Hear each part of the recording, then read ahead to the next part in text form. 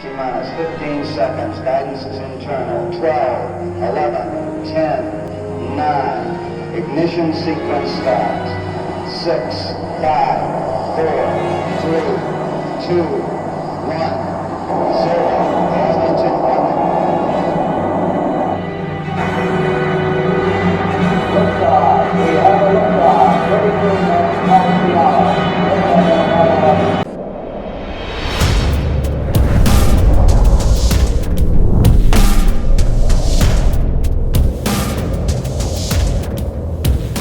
When I came back, I wrote an autobiography called Return to Earth, not Journey to the Moon.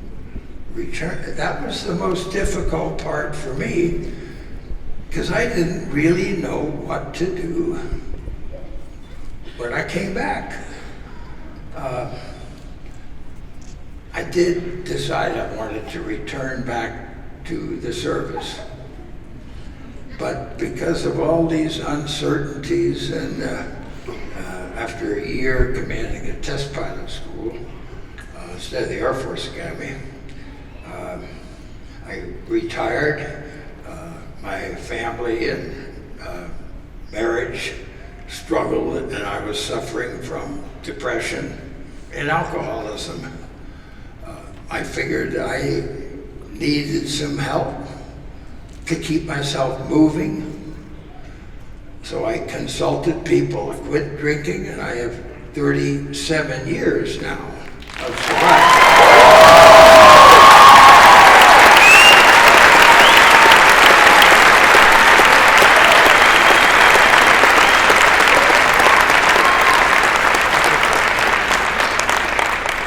And I get thirsty from time to time.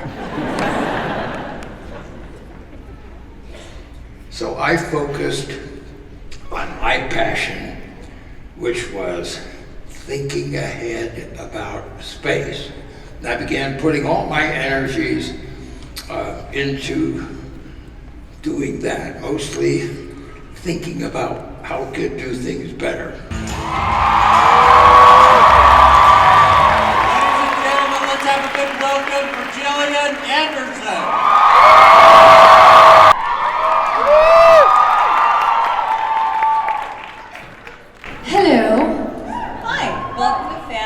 Welcome to all of these great people who are really excited to see you.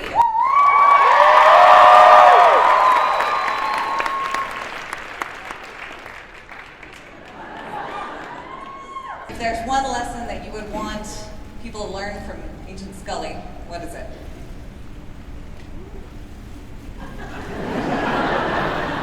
I'm not doing this on purpose, I swear.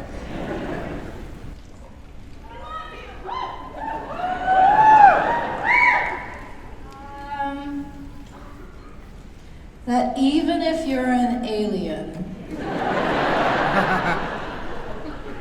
you can still do good work on planet Earth.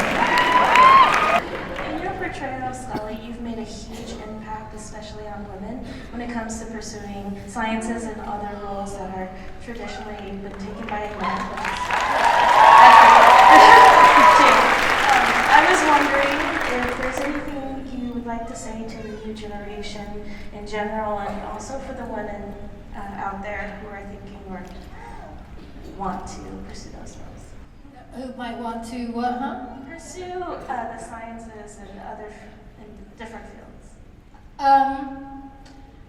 Well, I guess, I mean, the fact that Scully's presence on television had so much impact on women in medicine and science has not a lot to do with me. It has a lot to do with Scully and the fact that she was a character that people wanted to emulate in many ways.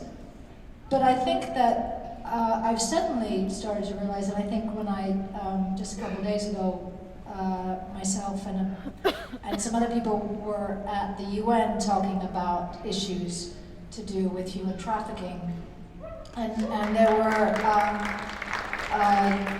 questions that were asked, and it suddenly occurred to me in that moment when I was asked to speak again that yes, that women have had that reaction to characters that I've played, and specifically to Scully, but that reaction is a reaction of choice. You know, to choose what one wants to do with one's life and the school one wants to go to and the path that one wants to follow.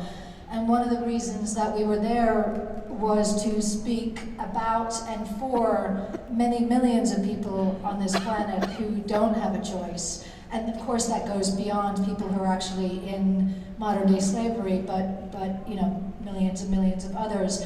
But that, I guess I would say today that if I were to hope that somebody would take something away from whatever it is that I may talk about at any point, it's the fact that I'm attempting to lend a voice for the voiceless, to the people who don't have an opportunity, a chance at you know, any public space on this planet to be able to stand up for themselves and to emulate an activist, somebody who goes out and tries to make a difference, whether that is in one's hometown or within a school or within, you know, community or in the greater world.